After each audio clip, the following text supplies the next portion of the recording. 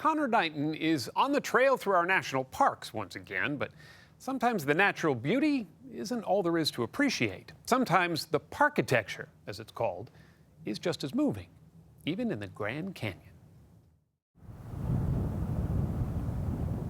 If someone were to come to the Grand Canyon and just look out and maybe not turn around and look back, do you feel like they'd be missing out on some of the park experience? I do. I would feel sad for them. Most of the 5.5 million visitors who pass through Grand Canyon National Park each year come for the views. And when they inevitably need a break from the majestic scenery, they head inside to shop for souvenirs, admire Native American art, and check into the lodge.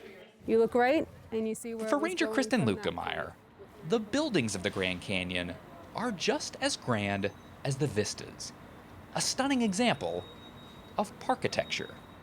The opportunity to be in Grand Canyon Village among the best collection of Mary Colter buildings in the world was a real draw for me and something that I was really excited about. Mary Colter was the visionary architect behind the canyon's most recognizable buildings. Born in 1869, Colter was the child of Irish immigrants and left home at 16 to study interior design in California. She went on to work for the Fred Harvey Company, whose Hopi House hotels and restaurants were springing up throughout the Southwest. Colter learned on the job and eventually secured her first assignment as an architect to design the Hopi House. So when was this built? This building was built in 1905. Because you could have told me it was 600 years before that. It's really tightly connected to those precedents. I mean, she was using older models for sure on the Hopi Reservation.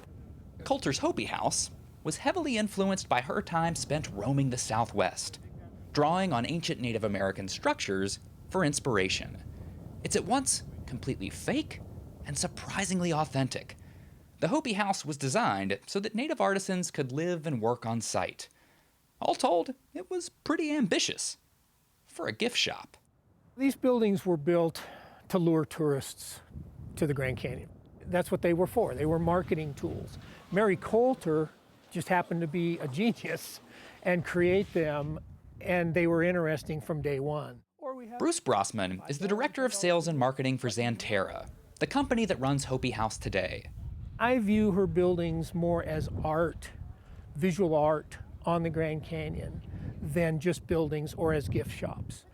Colter's buildings, like Lookout Studio and Hermit's Rest, are still used to sell souvenirs. But when Colter designed them, she was also selling a story. She developed a backstory that a hermit actually lived there, and that when people visited, that they had just missed the hermit. Like he could have just left to go mining or whatever he might be doing. She pre-sooted the ceiling there to make it look like there had been a fire for years and years and years and years. Inside the Bright Angel Lodge, Colter created a massive fireplace out of layers of rock found in each layer of the canyon to tell the story of geologic time. She had everything from river rocks to the Vishnu schists and very hard granite at the bottom of the Grand Canyon to each of the sedimentary layers as you go up to the Kaibab limestone on the top. In Colter's days, you weren't likely to catch her chatting by the fire. A chain smoker fond of Stetson hats, Colter was notoriously prickly. She left for a couple of weeks, and one of her foremen wanted to impress her by building another layer or two, and so she came back and he said, "Look, Mary, look what I've done," and her response was, "Take it all down." So she had to be tough, I think, in those days to really compete in a man's world. Colter was just one of a handful of female architects working in the United States. And since she was working for the Fred Harvey Company, her designs were never really hers. She was just an employee. She put all her effort into her work rather than becoming famous. Today, Colter has finally gained some recognition. Her desert watchtower, rising out of the south rim of the canyon, is seen as a masterpiece. Mary Colter wanted to design a building that would both blend in with its setting physically and culturally, and also provide a good observation point for visitors to the Grand Canyon. Colter's designs contributed to an architectural movement, National Park Rustic, a style on display at parks across the country. Colter wasn't trying to compete with nature. With her, it was always the setting, never the structure, that was meant to be the star.